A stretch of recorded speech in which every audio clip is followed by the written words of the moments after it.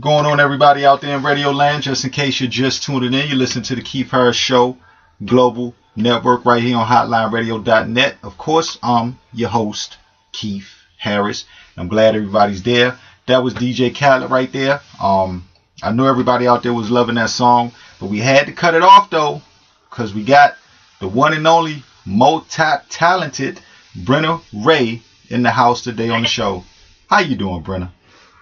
I'm good. How are you? Hey, I'm doing great, gracious, I feel good. Life's good right now. I can't complain, Bren. I know the feeling. I know that's right. I know you do, as a matter of fact, with just so many things going on. But I mean, you've been doing so many things since a child, right? Like since so young. Yeah, I came out and I've always been busy and on my feet. Trust me, like after I learned how to walk, I never stopped walking or rolling or dancing. So it's been an adventure since I was young.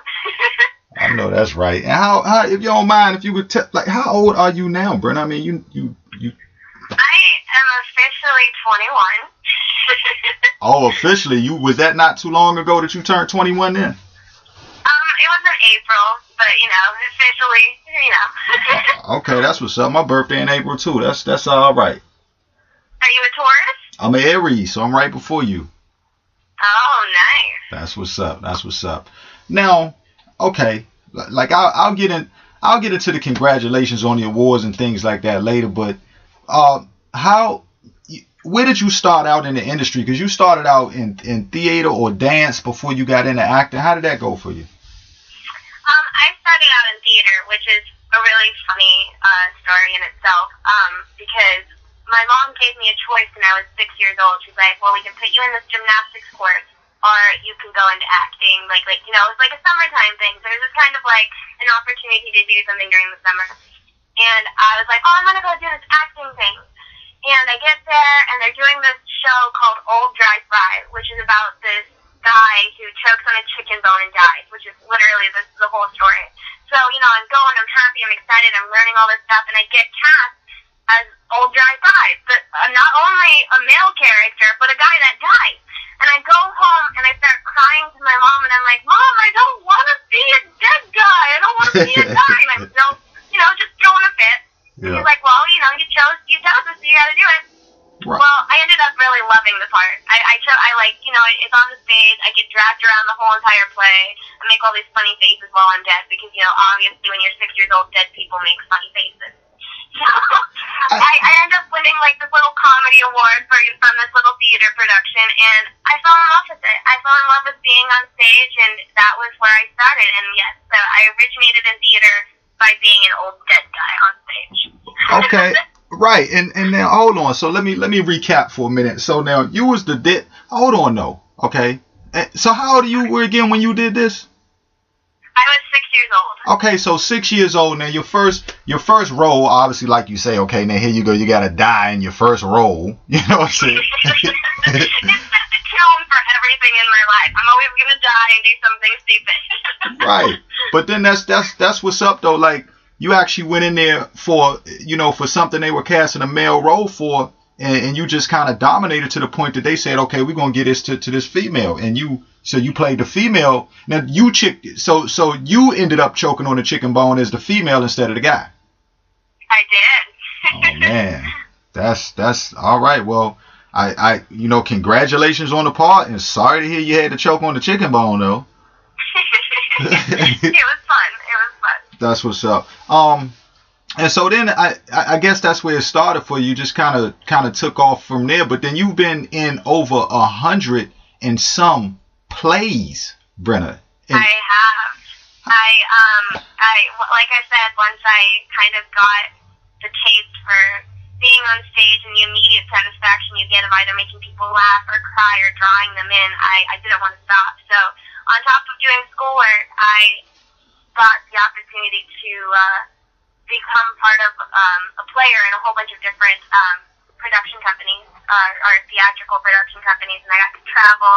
I got to go to Chicago and perform, and stay in this really awesome hotel, which is one of my favorites because I trained with these people that came from, they were doing this Japanese type theater, so I trained with them for a year. So I got the opportunity to just do immense amounts of different things and kind of just fall in love with theater and acting, both in front and on stage. And then, it just became it became what I lived for, because it was like I got to see a whole bunch of different people, so I got to live out my fantasies. And I guess I get to say now, as I'm older, I don't really live a regular life. I'm always doing something. I'm always dressed up and being somebody else. So that's been interesting growing up, trying to find yourself amongst being somebody else. But, it's been an adventure nonetheless. But you love it. Look, my God, yes. As we were saying before, for all those who want to call in and speak to Brenna or even give a shout out, the number to dial is 510-340-5396. And as a matter of fact, Brenna, we have someone on the phone now who would like to say hello to you. So, caller, you on the air? Sorry, hold on. We can't. Hold on, I couldn't hear you. Okay, say that again. Hey, Brenna Rhea, it's T to the I to the N to the O, all the way from North Carolina. Just wanted to give you a shout out. And I have a crazy question for you. How do you handle all of these things that you do, just being one person, all of these projects that you have? I don't sleep. I've officially become a vampire, obviously. But I mean, it's funny because I get like a whole bunch of scripts, and so like there's so many different characters that you have to kind of delve into, and you have to give each one. It's like a baby. You have to treat each one like you gotta feed it, you gotta nurse it, you gotta burp, and you gotta clean up the vomit afterwards too. So it's like a whole little production. So you kind of just like you set time aside every single day to kind of just hold each one and like work on it. And trust me, I'm absolutely crazy. I'm always talking to myself and looking in the mirror. So it's kind of just you embrace it. I mean, it's like any job, right? You go to work on a 9 to 5, or you work somewhere. You kind of just got to go with it, and you enjoy it. Well, you just make sure you stay motivated. Don't be a stranger, and one day I'll make it back to California. Awesome. Hey, like I said, just reach for the stars. Go past the stars, and you'll be up there with them. Aw. Hey, you know what, caller? Big shouts out to North Carolina too, because you said you're in North Carolina, right? Yes, sir. I'm over here at Hadlock, North Carolina. It's over here, Marine Corps Air Station, over here by Cherry Point. And shout out to the Marines as well, sir. Yeah, big shout outs to Havelock too, as a matter of fact, man, because we actually, we move around and do the show, but we actually doing the show right next to Raleigh, as a matter of fact, right now. So y'all ain't too far. Big shouts out to Havelock. All right, dog. Thank you very much, and Brenna Rhea, I'll keep in touch with you. Oh, thank you. I love you.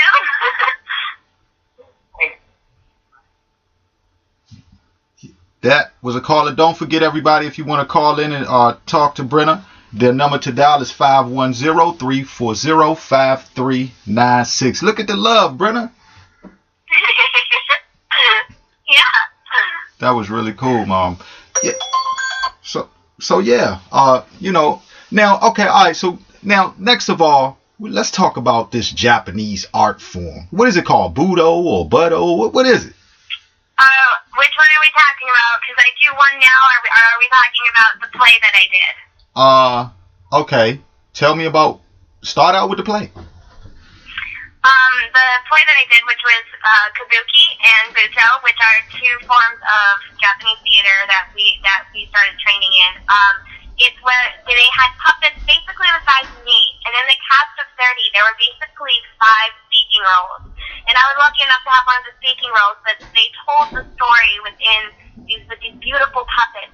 And it was called Monster Spider, and it was with Linda and Glenn Brown, and they are beautiful, wonderful people. So if they're anywhere listening, I appreciate them allowing me to come into their cast, because I was the youngest person, so at that time I was probably 11, maybe almost 12, and everybody else was over 21.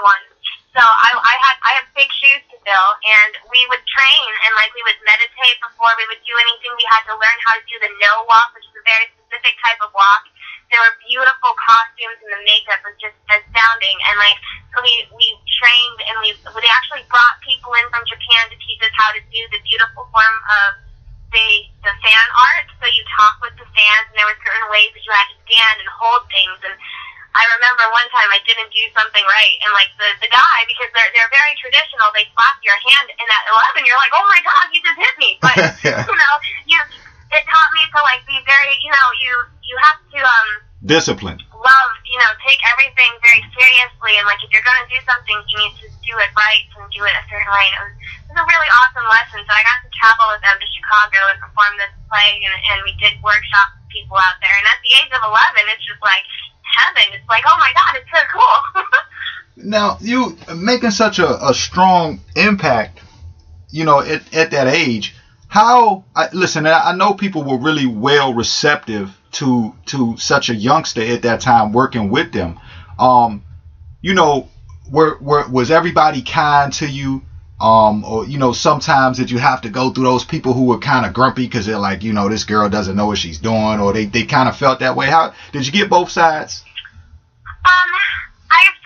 I think I've always seen both sides, but while growing up, I think that, I never encountered anybody who thought because of my age that I was incapable of doing something. And although, as you grow up and you hit like your teens, you're always trying to prove to people that you're good enough to do something, especially in Hollywood. Like, we're always trying to prove to people that we're good enough, but we don't take the time to realize that, are we good enough for ourselves, which is like the big thing. And so, while I had a great receiving group of people that, worked with me no matter the age, I also grew up and held it my responsibility to be the best I can be with a group of people, because in an ensemble cast like theater, you are as strong as your weakest link, so you have to raise everybody up with you. When it's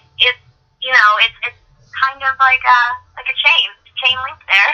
Right. But I don't think I've ever really dealt with not being super well received, because I always work extremely hard, and if I have like a downfall, if I'm not so sure in something, then I will reach out to other people so that they can work with me, so that I can come to where they're at. I always take everything and I work my hardest at it. You know what, that character, I commend you on that that character right there, as a matter of fact, because learning, number one, not being afraid to ask questions when you didn't know something, a lot of times is the key, and a technique that a lot of people could really, learn to do and take something from. And also being humble at the same time is what I can tell through your conversation, that humbleness played a huge part. And then also just the quality of being confident in knowing what you were doing and bringing that to the table, and still being so professional. It seems like you were just amazingly professional even coming in to the industry at that age. So, yeah. So I think it was, it was the choice, like, after 6 years old and doing my first play, it was the choice of mine to, like, get into a whole bunch of plays. And, like, I was in a very prestigious school at the time. It was called Reed School, and you have to be, like, at genius level in your IQ to get in. So not only, like the whole thing that my mom said was that I had to still carry my 4.0 to be able to do all of my productions. So I got my head straight back then, like at a young age, to be like, okay, I got to do my schoolwork, but I got to memorize all my lines, and I got to do this. And literally, I would get done at school at like 3 o'clock, and I would go to one rehearsal until like class, then go to another one until 8, and then I wouldn't get home until like, I don't know, midnight, and then I'd do all my homework. And then I would wake up the next day at 6 just to do it again. And it was the most amazing and thrilling life. And my mom jokes now to everybody, she's like, she isn't happy unless she doesn't sleep, because I love being busy in all forms, and that's probably why I'm always doing something, because I've got to work. That's that good old, that like, what I'm saying, that's, even at the age of 21 now, and, being where you are now, that work ethic goes back to even the old days when people really, in your profession, really took what they did seriously. Like you say, going to school, still, leaving school, then going to all the rehearsals, and then doing it every day. People don't, I'm sure there's people who still do it, but a lot of people don't talk about that side of it nowadays, Brenna. So people don't get to see it. Everybody just thinks, okay, well, if you're in the industry, you're just on set, and, nowadays people just look at people like, in your position, and nowadays they just totally forget that school even exists when they look at these people, not realizing that you still have to get that schoolwork too right. Yeah. So, all right. Now, okay, going on to your Lifetime Achievement Award. Okay. How'd you get a Lifetime Achievement Award at that age, Brenna? Tell everybody how old you were when you got it. Well, I mean, I started, okay, I'm not originally from Utah, but I did live in Utah from the ages of 6 to 12, which is where most of my acting background came from. And I had the opportunity to work with an amazing teacher and coach and a person who's inspired me greatly throughout my life, and her name was Amy Okinson. And she, at the time, was creating this amazing school for actors, basically, over at the University of Utah. And through her, I was able to meet a whole bunch of people and do lots and lots of plays. And it was through her that I got all my first stepping stones. So during the ages of 6 to 12, I got the opportunity to travel. I was in a whole bunch of plays. I was the youngest player in Utah, always doing something from voiceover work to huge stage plays to putting on something, to, traveling with my mom to Chicago, whatever it was. And at the age of 12, I was going in a transitional phase to when my mom was actually going to be leaving Utah to go to California. And as an award of, I don't remember exactly which play I had just finished, but it was something big. And it was either Romeo and Juliet, Together and Again in Life, but last time might be wrong, or it might have been Monster Spider. But Amy Elkinson awarded me the Lifetime Achievement Award at the University of Utah.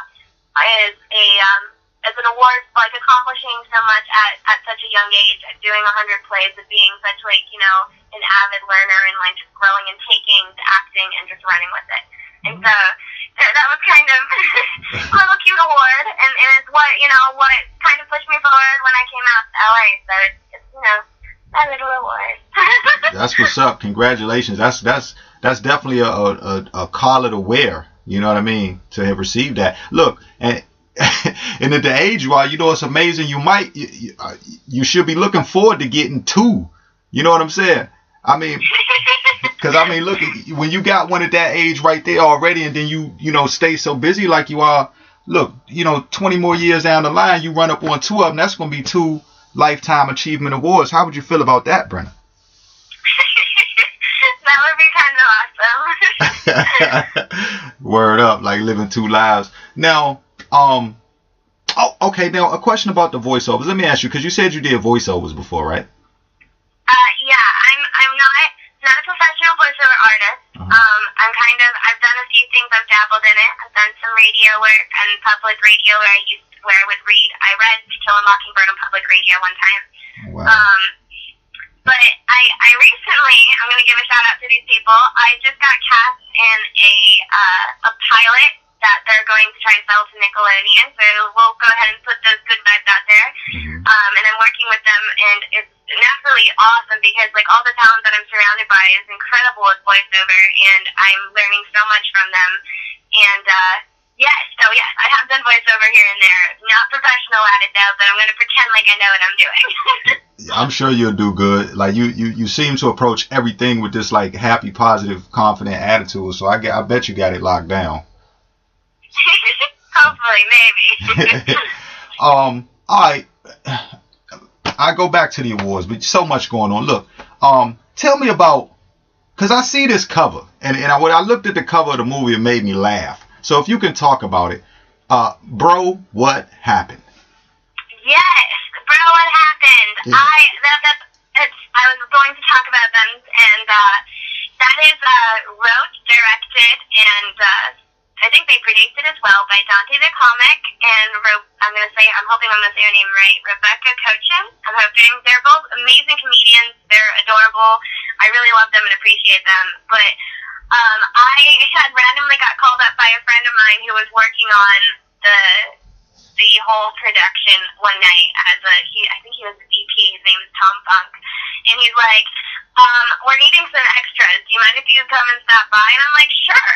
So so I came there, and it was really funny because then I worked with them for a few days, and it went from being an extra to like having a little co-starring role with like a whole bunch of like some lines, and it was kind of awesome. And so I got to meet all these people. I got to work with some very talented people, and then it got to come out, and it turned out awesome. It's a great little comedy. You can find it on Netflix and Redbox, and I think it's on Amazon as well. And you can spot me. I'm a little party animal. Yeah, I know, right? Like, you know what I'm saying? I didn't get to see it, but I read a little bit, and I'm like, okay, so that looks like it's going to be a good comedy. There's a lot of comedy, funny stuff in there, right? Yes, it is a great stoner comedy movie. And the actors in it are hilarious. One of my friends, Albert, he is amazing, spot on. He's one of my best friends, and he's incredible. So it's a good movie to watch one time late night, maybe even a date movie, just to break the ice on all levels and enjoy it. I know that's right. Okay, now Change. Okay. Yes. Now, was that just acting, or were you singing in that too? What went down with Change? Change was my third music video and single. Okay. All the music videos that are out, I've all wrote the lyrics. I did the music with Mike Still, who is the person who I work with all my recordings on. Oh. And the song and concept itself for Change was all my idea, and my cinematographer was Miko Danold, who just finished his working with Sex Sent Me to the ER, which is on TLC right now. So he's doing some big things. But yes, so I sang on that, I directed it, I cast it, I put it together, and it was one of the first times that I actually had my hands deep in editing, so that was kind of fun. I know it's not perfect, but it's my little adventure into that. So you jump in. So in other words, because I had it confused then. So you actually jumping off into the music game as well. Yeah, I do music. Man, look now. and okay, so you got that now, and you you did the casting yourself. Look, how do you? I'm almost like your mom now. How do you find the time? Do you sleep, Brenna? I sleep. I have my days that I get my sleep. Wow. Okay, that's amazing. Now, and so let everybody know where they can check that out. Like where they can go be looking forward to hearing your music and seeing your creativity in that side. Like anything that they like, if anything, they can look it up on Google or YouTube or Vimeo. All of my music is available on there. So there's Change, 13 Knots, and Mama. I will be recording, and I'm super excited about this. I'm going to be recording my fourth single this upcoming week on Tuesday, and people can look forward to, we're in pre-pro for my fourth music video as well, and I'm super excited for this one to come out. So this should be a lot of fun. It's going to be a lot different than anything that we've done yet. So that's coming up, and then also with that will be a whole entire CD that will be released on iTunes. Okay, that's hot, and I'm going to ask that question of, you know what, you gotta shoot some of that music my way, Brenna, so I can start rotating it. I'm tripping. I'm like, I ain't got none of your stuff. I should. That's crazy. So yeah. So I'm gonna be I'm definitely gonna be bugging you about that to get some of that so we can get it rotating every day over here if you don't mind as well. Absolutely. Okay. Now, all right. This film right here, that there's a lot of talk been going on about it. I've talked to a few people in it as well, but natural born filmmakers. Okay. Yes. Yeah. Now you play. Who did you play? Anna or Anna? Who? What was it? The character in there? I played Anna, and that's also a really funny story. I didn't even know I had the part until I looked on Facebook one day, and I got to work with Donna Lee. I think Donna. And yes, and Gil was like this assassin, and I was like his girlfriend in the movie. And it was pretty fun. It was a pretty crazy night, but all filmmaking's pretty crazy. So yeah, I played this little girlfriend in Natural Born Filmmakers. Word. Donna's always gorgeous and spotless when she acts. So yeah. Yeah, Donna's all over the map, as a matter of fact. Now, okay, with these roles, now, with that being said, a lot of times, as you see, that, the skill is there. You go places, you go for one thing, next thing you know, you get the memo later that you're in the film. Okay. Now, how, what has been, what characters do you really like playing? Like, is there a certain side of Brenna that Brenna likes to kind of bring to the screen? That's a great question. Yeah. I know, right? Yeah. So there's a movie that will be coming out by the beginning of next year, and it's been a long-awaited movie, but it's called This Is Not Your Movie, and it's directed by A.J. Strout. And the role that I play is probably one of my favorite roles, and I get cast in it quite a bit, although nothing that anybody's probably seen yet. But it's the characters that, either aren't likable, they're not entirely, they're broken individuals, and I like delving into those characters and dissecting them piece by piece and finding where they're just like me, are finding those places that I can totally relate to them. And then I like taking those characters that people don't like and making them understand where they're coming from so that they can also relate to them and like them. And if it's not delving into characters that are completely forlorn and, need help, it's going completely the opposite direction and just being a comedy and making an ass out of myself. So, but yeah, I definitely love the characters that, I'm a big fan of, like, the Joker. You finding the sanity in his insanity is like, those characters that are incredible to me and that I'm very attracted to. Yeah, kind of like when, sometimes when people, watch those movies and you're looking at it and, like you say, somebody might look at that character at first for the first few minutes and they might be like, okay, I don't like this about him. But then, like you say, somewhere throughout the film, somewhere, midway or right before midway, then you're saying, just like you say, you're saying, okay, I understand this person. And by the time it gets to the end, you understand their point, where they're coming from. And the next thing you know, you're on their side. Yeah. Yeah, I get that. Now, also, okay, let's go back now and talk about Best Female Actress award you received. How'd you run up on that? Best Actress award? Sorry, Best Female. Sorry, look, I'm giving you. Look, I'm thinking futuristic for you, but Best Female Actress. I don't know if I've gotten that. I got a Rising Star award though. Okay, yeah, I know about the Rising Star. Yeah, okay, well, we'll talk about the Rising Star. Well, I thought you had the Best Female Actress too. Okay, well, we'll look for that in the next little while. But yeah, the Rising Star Award. Have we talked about that yet? No, that was given to me by Rip Horror Film Festival and LJ Riviera, and although I wasn't in the film festival itself, I got contacted by him, and he was like, we would like to award you this year as our Rising Star for all the things that you've done, and which is really inspiring to me because the night that I was getting awarded, they were honoring Bela Lugosi, and I even said in the speech that night that, there's such huge steps to fill, and that, I feel very honored to be in the presence of Bela Lugosi Jr., who was there accepting the award on his father's behalf, and it's my whole goal in like the acting art and anything that I do is to just create an impact where people understand that it's okay to be different. It's okay not to be 6 foot tall and super skinny, which is absolutely gorgeous. And those people that have that, it's amazing. But for those of us who are a little bit different or unique in some way,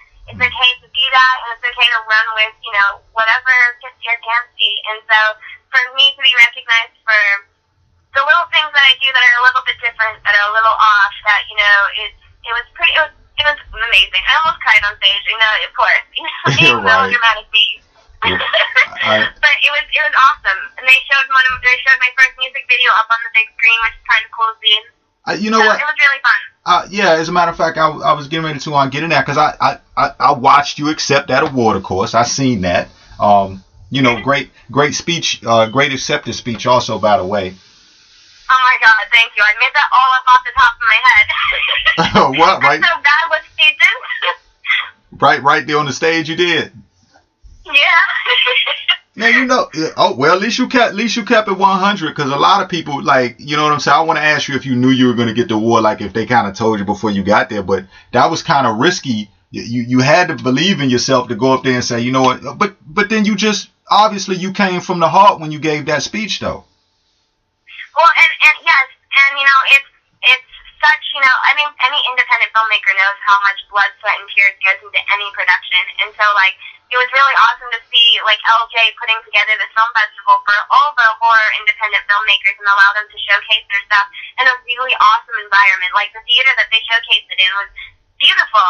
And so it's such a great opportunity. And, you know, I wanted them to know that, you know, it's not for the people filling those seats. It's not for the people that watch my YouTube videos really comment on anything. I wouldn't be on your radio show. I wouldn't be receiving anything. It's all the people that surround me that I am where I am today. So it's 100% true. Everything that I said is not bullshit. I know that's right. And with that video too, because you know, obviously I watched the video too as well. Great job on that. Did you direct that video yourself? 13 Knots. I worked with oh my God, give me a second. I have to get his name. I'm so sorry. That's all right. James F. Robinson. Who was the director of Still Breathing with it's not Kevin Costner, Brandon Fraser. I had the opportunity to co-work with him. I brought him the song. He fell in love with it. I get all the storyboards for it. We went and got all of the costuming for it. We shot 2 days on location with the most amazing cast. Shout out to every single person who was in 13 Knots.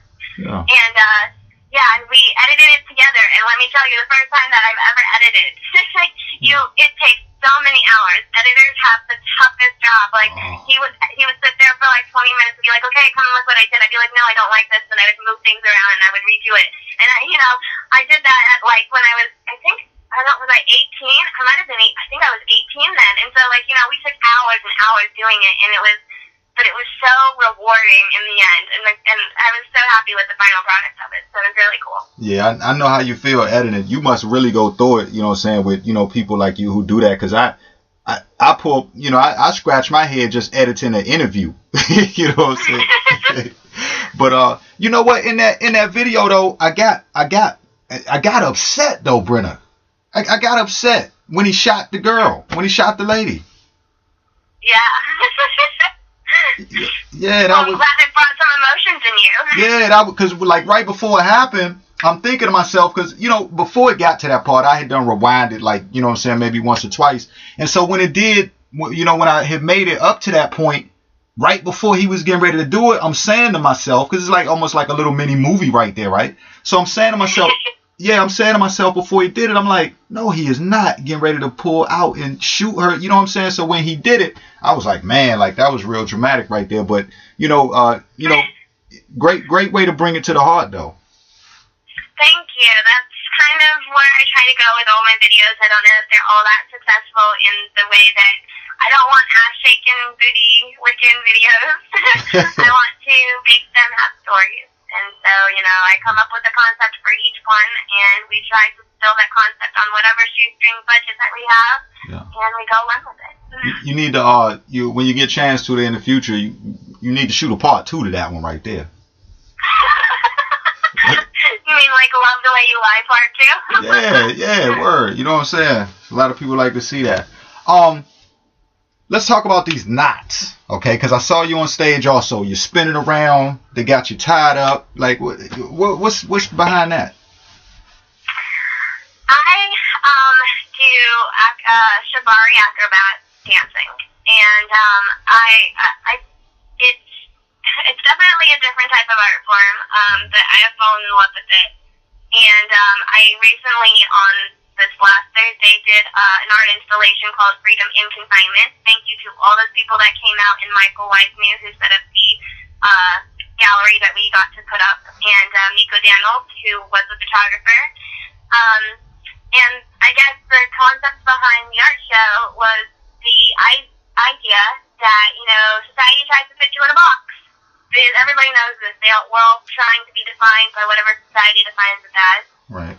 And it's our job as an individual, if we're living life, to find a way to color the box or live outside of those lines. Much like the way that shibari is, which is an ancient Japanese art form of tying people up. And what I do suspensions, and then I do aerial dancing within the suspensions, where I take the concept of aerial silk dancing, which is what Cirque du Soleil performers do, but I do it with ropes. And so I do it a little bit differently. And so the concept was finding the freedom in the confinements that are given to individuals, and finding your way to be somebody unique, even when people try to put you in tiny places. Right. So, shibari itself, oh, I'm sorry. No, so it's like an expressive, kind of almost metaphorically, but it's like an expressive dance form or art that kind of relates to what people go through. Yes. Okay. The actual tying, which is known as shibari or kimbaku, originated in Japan, and it originated long before people even probably ever know about it. Knew about it. I don't know if I said that right, but they used to use it as a battlefield tactic. And when they were capturing people on the battlefield, they would tie them up really quick, and the fastest way to tie people up was with rope. And then, depending on people's crimes, they would use certain knots, and they would parade them through the town square. So every knot and every tie that you do actually will represent something, which is really quite interesting. What I do with his name is Phoenix. What I do with Phoenix is a little bit different. It's not necessarily original shibari or kimbaku. We do different suspensions, and once I'm in the air, I do all these tricks and things, and we tell a story. One of which we do is the spider and the butterfly, which is a well-known kind of art, spider and the fly, whichever way you want to look at it, and we tell stories. Right. Even without it's dancing, it's just a different form of it. Wow. Yeah, because I saw that and saw you spinning around in a rope and everything, and I'm like, okay, once again, Brenna has shocked everybody, so that's amazing. Now. Yes, it's. Oh, okay. Go ahead. I was just gonna say it's been quite an adventure because it's been one that has led to me understanding a little bit more about myself as an individual, and one that has led to a little bit more body confidence, because I'm not necessarily tall.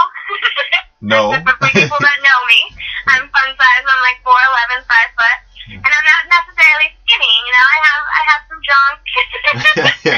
So it's led to me accepting my body a little bit more, and it's been really quite cool. Yeah. Well, you know what? And as we kind of, that's what I wanted to do. I wanted to kind of, venture just off and just some of the personal, just kind of things that, things that you believe in, some of the things that you stand for, and being, so influential in a positive way. To so many people that stand behind you. I know, for instance, like when you talk about having confidence, that's an issue right there that a lot of times women, men as well, have issues with, is being able to feel confident in a society where things are so stereotypical, and with you being an influence, and again, like you're obviously healthy. You obviously take good care of yourself. Your brain is on full 100. What advice would you have people who kind of deal with those struggles with confidence in themselves? Well, the first thing would be is that I deal with it all the time. It's like, although I am a proud supporter of body confidence and sexuality and being completely 100% comfortable in your skin and choosing what you want to do with it, there's many nights where I'm just like, Jesus, fuck. I hate the way that I look. I don't know what I'm doing. And it's like, it's hard because they throw you in society. They're like, yes, individuality, feminism, do this, do that, and they throw all these labels and terms, and you're looking at advertisements everywhere you look about how you should look and what you should do to become successful, to become pretty, to be whatever, and you're just like, well, what happens if I don't fit that mold? What happens if I don't follow this trend? What happens if I'm not exactly like that? And so, as somebody who, doesn't follow any of those trends, I've kind of come to I guess, accepting and growing, I think, and I promote the fact that you don't have to be super skinny, you don't have to be anything but who you want to be, and being comfortable in that, and understanding that, not everybody's going to agree with it either, which I deal with a lot. People view things a certain way, and, if you can't change their mind about it, but you can be like, okay, I understand that's where you see things, but I'm going to look at it this way, and kind of painting your picture that way, Right. And you know what? I think it's also important for people to realize that to not get stagnated into other people's thoughts, because the truth of the matter is, you can, people in a lot of certain ways can control. Like, if doors don't open for you, create your own door. You know what I mean? Make your own door and make your pathway. I think that's a good idea for confidence too, is to not let people, for people out there to not let others make them feel like they cannot do something or don't fit into a certain position. Go for it yourself. Make it happen yourself. Learn your craft. Figure, out what it is that you want to do, and kind of put your best foot forward in it, right? Yes, and I also think that, and I think one of the things that I've struggled with, especially, is like understanding that, even just because, like, I think, okay, let me go back. Let me rephrase this. I heard somebody say this the other day, and it kind of changed the way I view things. You cannot find something in this world that is wrong someplace that isn't looked up upon in another. Okay. And I was like, wow, okay. So just because somebody says something that maybe you shouldn't be sexy, but or you shouldn't do this because of blah, blah, blah, blah, blah. It's okay to be sexy. It's okay to stand up for what you feel. It's okay to want things. It's okay to say no. It's okay because this is your life. And, just because people view things, a certain way doesn't mean that you have to. It doesn't mean that you have to go through the same door. And also, life is just about growing. And it's about learning. It's about making mistakes and defining yourself and redefining yourself over time. So I am one of those people that say go ahead and do whatever makes you happy, and not be ashamed of who you are, what you are, and what you want to do. Right. So. Now with that and with that mindset, with that versatility in the way you look at things, do you think that when it comes to your different roles and getting picked for films, you think that has something to do, like just your in general personality, you think that has something to do with why it's so normal for you to get picked to play characters that are not the typical in the box type of characters? Like, you can get roles that, like you say, that they go from left to right. They're not just down in one straight line or one category. You think that kind of goes hand with that? I think for me, the reason that those characters are probably easier for me to jump into is probably because of my experiences. Because, I haven't, in my life has been all rainbows and butterflies, I'm not going to lie. There's been a lot of shit that's gone down, and it's made me who I am today, so I wouldn't change it. Right. But if it's the reason that I get picked at the end of the day, I don't know. I don't know what's going through the casting director's minds, or the producers, but I can say it's easy for me to delve into the people that are constantly at a turmoil and trying to question and define who they are when they don't necessarily always know who they themselves are. It's, that's always been a really fun adventure for me in my life, because I get to see so many people. I get to escape my life and live other people's lives, but then have to come back and be like, okay, I am standing here looking in the mirror. Who the hell am I? Well, what am I doing with my life? Have you ever done that? Have you ever asked yourself that question? I mean, you've been in the business, because you've been in the business since young, and it's like, okay, who am I really? I've played so many roles. I do. I'm not ashamed to say it either. There's like, actors are, at least I'll speak for myself, we have to be a little bit crazy. I mean, it's basically you have multiple personality disorder. It's like, I am going to be a clown today who likes to eat brains, and then the next day you're like, I'm drinking tea with the queen. It's like, you deal with all these personalities, and then you go home and you're like, wait, who am I? What am I doing right now? Do I want to read a book, or do I want to write on my blog, or am I going to stand in the mirror and watch myself cry? It's like, what am I doing? Wow. So so let me ask this question. And when Brenna's not, when Brenna's not at her professional craft necessarily, or, when it's just, when you can find time for just you, what do you do? Do you like to catch a movie? Do you go for that walk? Oh wait, no. Matter of fact, you might stay away from movies because you're always in movies, right? But what do you like to do? Do you go for walks? Like, how do you spend that time? That's a great question. If I'm not sleeping during that time, right? I'm a roller coaster fiend. I love going on roller coasters. I love spending time with my family, and I'm a siren. So I love the ocean. I love rock climbing. So I guess, it's as spontaneous as my acting. If I get tired of myself and I get to go do something, I can guarantee I'm doing something that I should not be doing. All right, I guess that makes sense, right?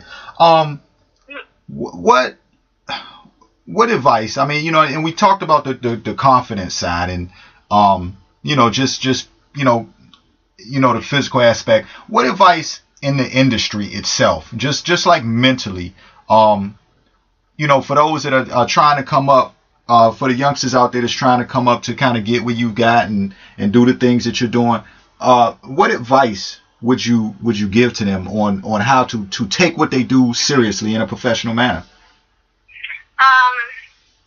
I've been asked that question a lot, and I haven't been asked it recently, but I think the first thing that I would say is define success for yourself.